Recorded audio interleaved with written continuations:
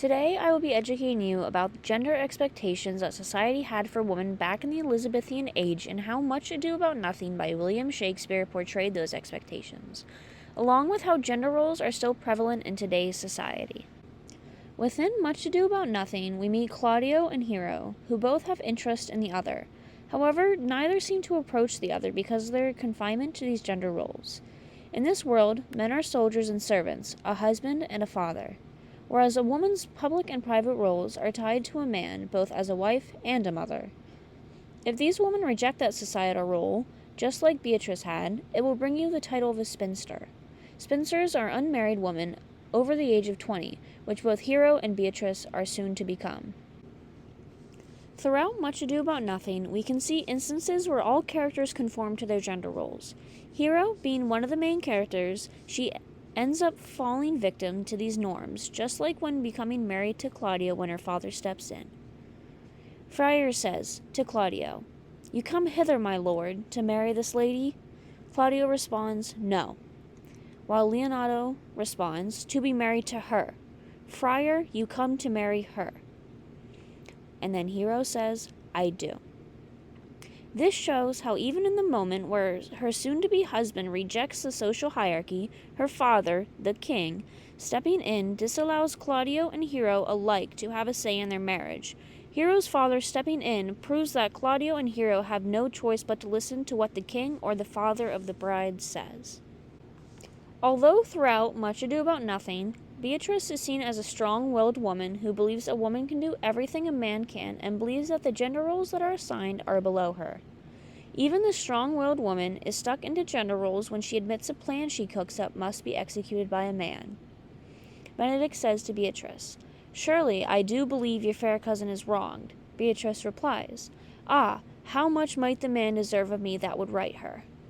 Benedict replies, "Is there any way to show such friendship?" Beatrice replies, "A very even way, but no such friend." Benedict asks, "May a man do it?" And Beatrice finally admits, "It is a man's office, but not yours."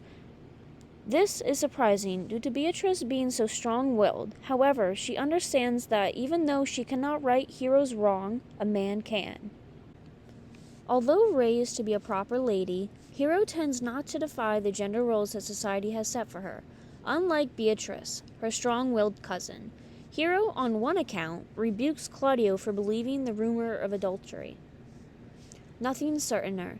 One hero died, defiled, but I do live, and surely as I live, I am a maid."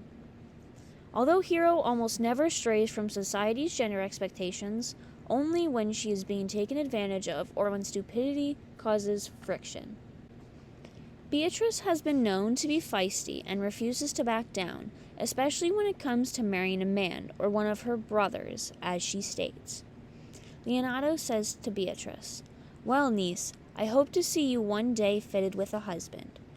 Beatrice responds, "Not so God make men of some other metal than earth.